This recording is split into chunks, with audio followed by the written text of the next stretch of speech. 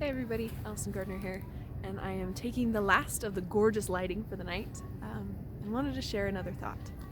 The one that I just shared was about the cyclical nature of the battles we face in supporting a spouse with mental illness and with struggles, and that it is a struggle for us as well, and that sometimes in supporting them in the cycle, means we get cycles and coping mechanisms of our own that aren't always the healthiest.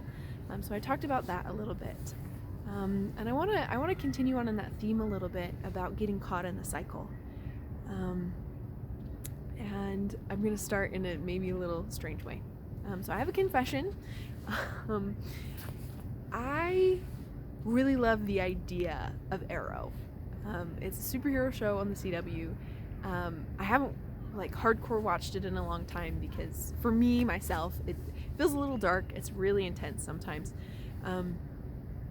But a few years ago, 4 or 5 now probably, I was invited to be a guest blogger on someone else's blog, and I talked about cheering for relationships to succeed, not fail.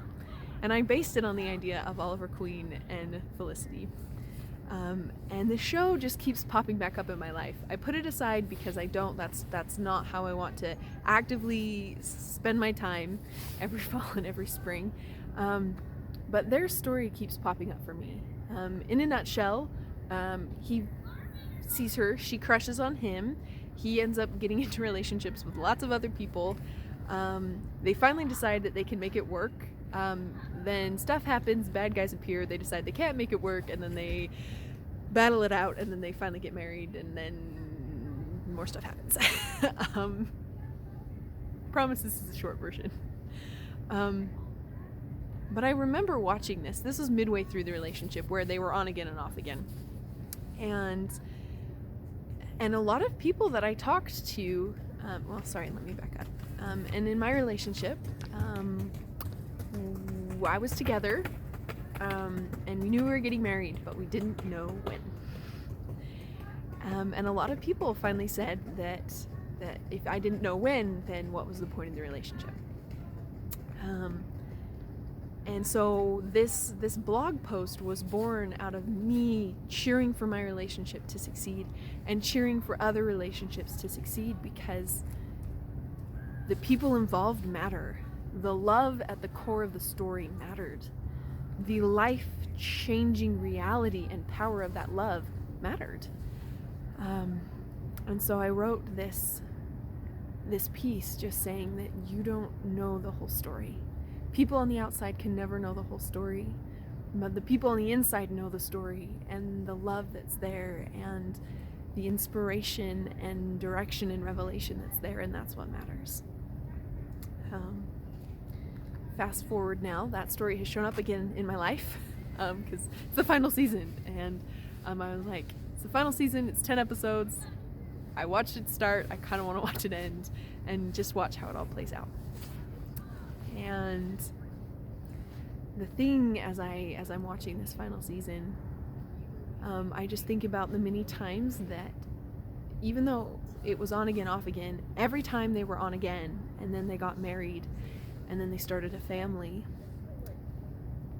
what enabled them to start again was for them to take stock of where they were and to decide their priorities and decide what really mattered and to decide what was important. And I just was wondering to myself, why do I keep getting drawn to this story? Why do I invest so much? Because when I invest, guys, I invest. And so I was like, why am I so invested in this? And I realized it was that pattern, that cycle that meant so much to me of they have a struggle, they think it's not worth it, they reconsider, they relook at priorities, they make it a priority again, and they reinvest. And it just hit me that that's my life.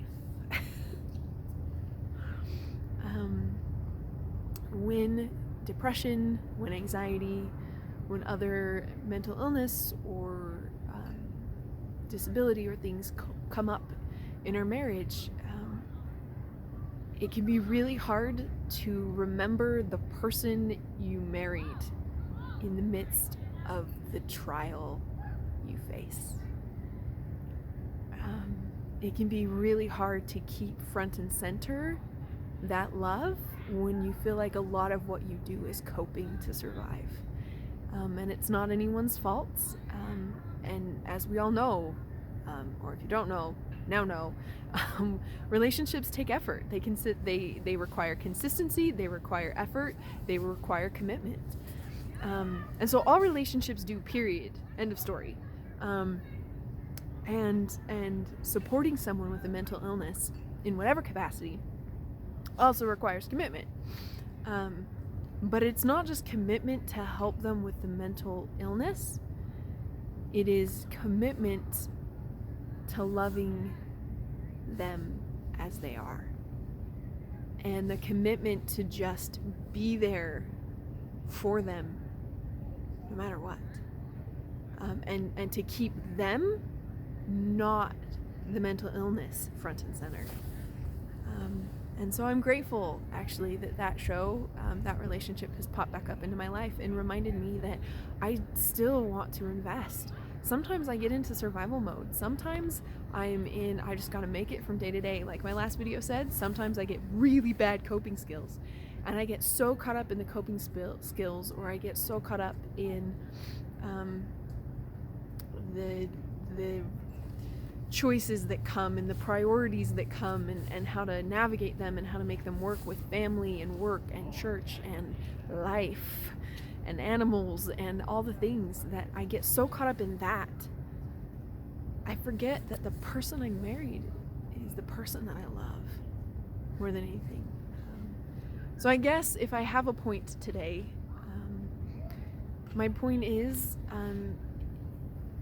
I hope I'm not alone. Well, no, I hope that I am the only one that sometimes loses this prioritization. And if you figured it out, if you have figured out how to put this person you love front and center, please comment below. Please share with me, because I can always improve my marriage. I can always improve my perspective. So if you've got it figured out, please comment below and let me know. If you're still learning, I'm glad I'm not alone, and I'm glad that there are a group of people who can come together and support us as we learn and relearn and apply and reapply to put the people that we love most at the center of our lives, and to help each other. I have a Lightening the Load support call every second Tuesday and fourth Saturday of the month. I hope that you will contact me, comment below, message me, email me, and get that information. If you feel like you are putting yourself dead last all the time and need support and love, please reach out and join a community of women. Every time I'm on that call, I'm amazed by their experience, by their knowledge, and how we can help each other. We don't have it all figured out, but we each have pieces of it figured out that can support and help each other. So I hope you will join us in learning and growing and finding peace and joy together. And if this spoke to you, please like and subscribe below. In order for this to be seen,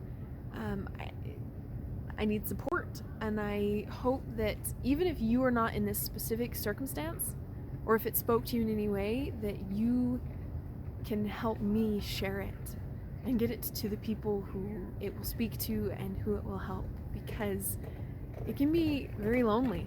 It can be really hard sometimes to feel like you are supporting this person who you know loves you but is having a hard time themselves.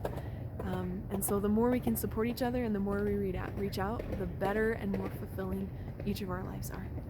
Thank you for joining me. Remember, cheer for relationships to win, not to fail, to succeed, and to be a blessing.